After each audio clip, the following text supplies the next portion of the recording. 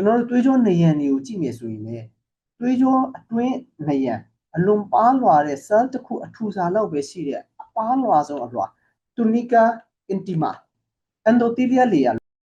သူကသွေးဖိအားဟိုမုန်းတွေအလုံးလုံးနိုင်အောင်သူကအလုံးလုံးပေးပါတယ်သူတို့တွေကဓာတ်တိုးမှုတွေကြောင့်ဒဏ်ရာတွေအမာရွတ်တွေဖြစ်လာပြီဆိုရင်ထိခိုက်လာပြီဆိုရင်သွေးတွေကိုခဲပြီးတော့ပိတ်သွားစေပါတယ်တကယ်တော့သူက clot မဖြစ်အောင်သွေးမခဲအောင်တော့ကူညီပေးတာပါဒါပေမဲ့ထိခိုက်လာပြီဆိုရင်ဒဏ်ရာတွေရလာပြီဆိုရင်သွေးတွေခဲပြီးတော့ပိတ်သွားစေပါနောက်တစ်ခုကသွေးကြောနေရန်တွေကိုသွေးရောက်ရှိသွားအောင်ထောက်ပံ့ပေးနေတဲ့အလွန်သေးငယ်တဲ့သွေးကြောမြင်တွေကလည်းစပြီးတော့ထိခိုက်ပျက်စီးလာကြပါဆိုတော့ဘလူတွေကြောင့်ပျက်စီးလာတယ်အလွန်များပြားလာတဲ့ glucose ဆိုခေါ်တဲ့ကြားတွေကြောင့်သွေးကြောနေရန်တွေမာလာတယ်ထူလာတယ်သွေးစီးဆင်းမှုကိုထိန်းချုပ်ခံရပြီးတော့သွေးတိုးကိုလည်းဖြစ်လာစေပါတယ်အင်ဆူလင်ကတော့အဲ့ဒီပြဿနာအချိတ်အဆက်တွေကိုအဓိကကာကွယ်ပေးနိုင်ပါ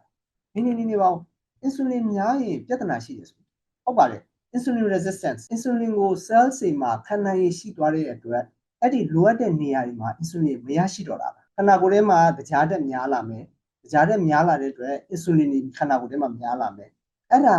အချိန်ကြာမြင့်လာပြီဆိုရင် cell တွေမှာ insulin ကိုလက်မခံနိုင်တော့တဲ့ခန္ဓာကိုယ်ထဲမှာလည်း insulin များနေပြီမဲ့လည်း resistance ဆိုခေါ်တဲ့ insulin ခံနိုင်ရည်တားမြစ်မှုကြောင့် insulin resistant ဖြစ်လာရတာပါဆိုတော့ insulin resistant ရောကြသွားအောင်ပြုလုပ်ခြင်းကအဲ့ဒီနေရာတွေမှာလိုအပ်တဲ့ insulin ကိုပြန်လည်ရရှိလာစေအဲ့ဒါကြောင့်မလို့ insulin များစေတဲ့အစားအစာတွေကိုစားသုံးပြီးဖြည့်ရှင်းနေခြင်းကဒီလန်လွဲမှားနေပါတယ်သွေးကြောမြင်နေသွေးကြောတွေထိခိုက်ပျက်စီးလာမယ်ကြောက်ကပ်ပျက်စီးလာမယ်ကြောက်ကပ်မှာရှိတဲ့သွေးတန့်စင်တဲ့ပိုင်းမှာ filter တွေပျက်စီးလာမယ်ဖြည်းဖြည်းနဲ့အဲ့သွေးတန့်စင်တဲ့အပိုင်းက filter တွေကျဲလာပြီဆိုရင် protein ကြားတွေယူစိမ့်လာမယ်အုံနောက်ကအာရုံကြောနဲ့ဆက်သွယ်ထားတဲ့မျက်လုံးရဲ့အမြင်လွှာ retina ကိုလည်းကြားရဲ့ဓာတ်တိုးမှုတွေကြောင့်ပျက်စီးလာစေပါတယ်